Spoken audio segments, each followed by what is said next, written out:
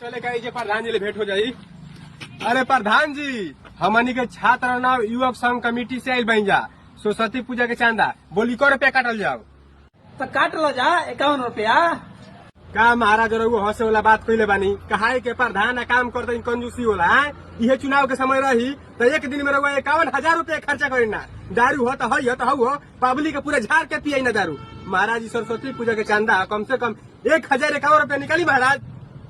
51 रुपया देव लेवे के लसन न तो जासन। का प्रधान जी राउर नाम बा बड़ा काम बा छोटा। महाराज सरस्वती पूजा बीतला माही मनीषा के नाचो बा। का माही मनुष्य के नाच बा हईले परस। इ परस में हमारा 20,000 रुपया नगद बा। हमारे एटीएम कार्ड बा। अगर कमेटी में अगर पैसा के तमें दिक्कत पड़ी हमारे एटीएम कार्ड के यूज कर लियो सन। देख ले ई न भइल बात। प्रधानवा बहुत कंजूस आदमी है। 1 रुपया खर्चा न करेला। अनाज के नाम पर अपन घर दुआर के पर सब बेच देवेला। सरस्वती पूजा मरिया खाए के